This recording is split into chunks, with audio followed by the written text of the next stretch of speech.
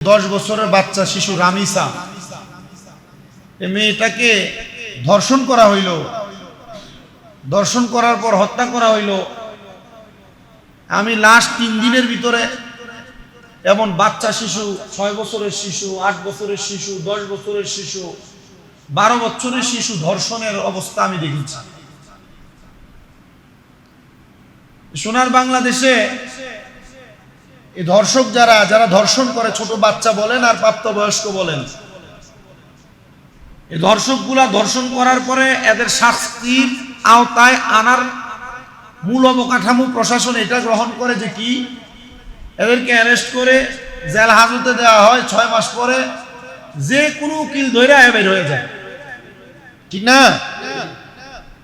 শিশু রামিসার যে ধর্ষক, তারে যে ধর্ষণ করছে সে নিজে স্বীকার করছে, তাকে যে হত্যা করছে সে নিজে স্বীকার করছে।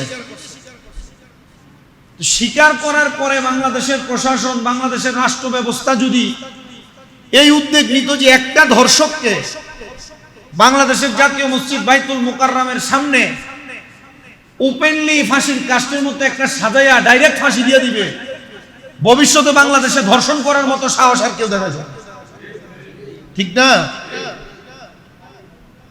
তবে আমরা ধন্যবাদ জানাই তো ঢাকা বারের যারা আইনজীবী, ওনারা কেউ এই ধর্ষকের পক্ষে লড়বে না।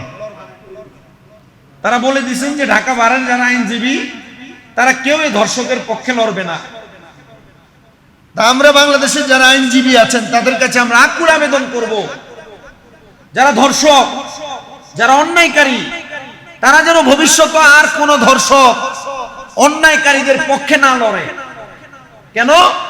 কারণ এরা অন্যায় করার পর যখন এদের পক্ষে কেউ লইরা যায় আর লড়ার পর এদেরকে জামিনে বাইর করে, এরা পরবর্তীতে এমন আরেকটা ধর্ষণ করতে তার মনে একটু বাধা হয় না। আমি দেখলাম যে শিশু রামিসার যে বাবা কান্না করতে করতে বলতেছে, আমার মেয়ের ধর্ষণের বিচার করা লাগবে না, কারণ বাংলাদেশে ধর্ষকের বিচার হয় না। তা আমরা যারা সোনার বাংলাদেশে বসবাস করি, আমরা বাংলাদেশের সরকার, বাংলাদেশের প্রশাসন, বাংলাদেশের আইন মন্ত্রণালয়ের কাছে আমরা এতটুকু আবেদন করবো এই জুমার দিনে যে কি, যে আপনারা এই ছোট বাচ্চা শিশু রামিসার যে ধর্ষক ধরা যেহেতু খাইছে, নিজেই যেহেতু স্বীকার করছে, সাধারণ কোনো ক্ষমা না, এর কোনো জেল হাজত থেকে মুক্তি না, ডাইরেক্ট শাস্তি কার্যকর করেন। শাস্তি কার্যকর করলেই ভবিষ্যতে আরেকজন ধর্ষক, আরেকজন অন্যায়কারী অন্যায় করতে 10 বার চিন্তা করবে, ঠিক না?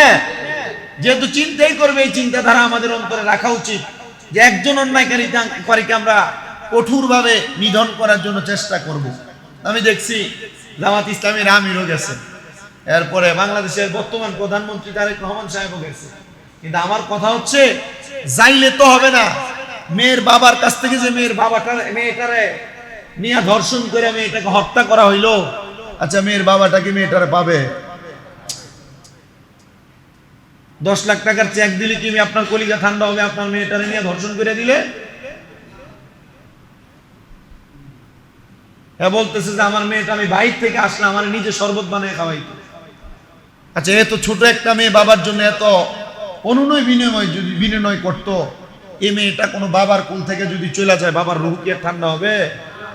তা আমরা এটার জন্য চরম নিন্দা প্রকাশ করছি, চরম নিন্দা প্রকাশ করছি। মহান আল্লাহ তাআলা আমাদেরকে এমন বাজে দিকগুলা থেকে হেফাজত করেন। কারণ আজকে শিশু রামিসা ধর্ষণ হয়েছে, হত্যা হয়েছে, আগামীকালকে যে আমার মা আমার বোন হবে না এটার কোনো গ্যারান্টি আছে? আমার মেয়ে হবে না এটার কোনো গ্যারান্টি আছে? এই জন্য আমাদেরকে সোচ্চার থাকা দরকার। আমি এই ঘটনাটা দেখার পরে আমার পরিচিত যারা, আমি এদেরকে বারবার বলছি, আপনাদের ছোট বাচ্চা একবারে ধরেন যে 1 বছর বয়স, 1 বছর থেকে পরবর্তী যত বছর বয়সী হয়, আপনারা আপনাদের মেয়েদেরকে আপনারা একা একা ছাড়েন না। আপনারা আপনাদের মেয়েদেরকে সন্ধ্যার পর ছাড়েন না, একা একা বের হতে দিয়েন না। স্কুলে পড়লে নিজে লাগাই দিয়েন, কারণ এই মেয়েটা যদি কোনো অপকর্মের শিকার হয়ে যায় তখন আপনি নিজে কাঁদতে হবে, আপনি নিজে কাঁদতে হবে। আল্লাহ তাআলা আমাদেরকে বোঝার তৌফিক দান করেন। আমরা মনে করি যে 4, 5, 6 বছর হয়ে গেলে মেয়েটাকে মনে হয় যে এমনি ছেড়ে দিলে যে বাড়ি এখান থেকে এখানে, এখান থেকে এখানে, আপনি দৌলতপুরের এই মোড় থেকে ওই মোড়ে যাওয়ার আগে রাস্তায় যে বর্তমান যে বাবা কোরআন ফেন্সিডিল করে এগুলো বের হয়েছে, নেশাকুর যেগুলো বের হয়েছে, ফেন্টাকুর বের হয়েছে, এগুলো যে আপনার মেয়ের সাথে একটা মোড়ের ভিতর অপকর্ম করবে না, এটার গ্যারান্টি নেই, এটার কোনো গ্যারান্টি নেই। আমি গত পরশুদিন, আমি চকবাজার এই জায়গাটাতে তো রেগুলার থাকি, আমি গত পরশুদিন একটা ছোট্ট মেয়ে মাদ্রাসায় যায় বা কোচিংয়ে যাইতেছে বোরকা পরে, দুইটা ছেলে একবারে ডাগর ডাগর, এই ছেলেগুলা ছোট মেয়েটার গায়ে হাত দিয়ে দিয়ে কথা বলতে বলতে যাচ্ছে।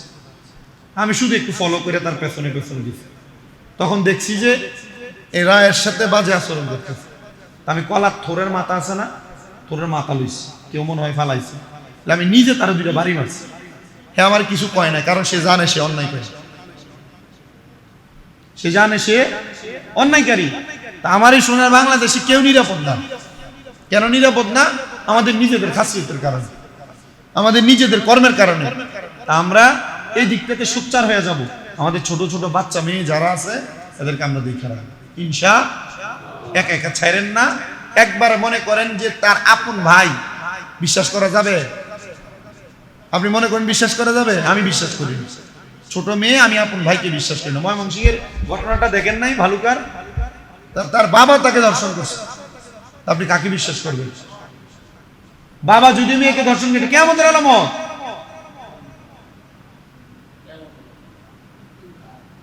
12 বছরের মেয়েটা ভাই ধর্ষণ করছে, এগুলো দেখেন নাই লাস্ট এক সপ্তাহে?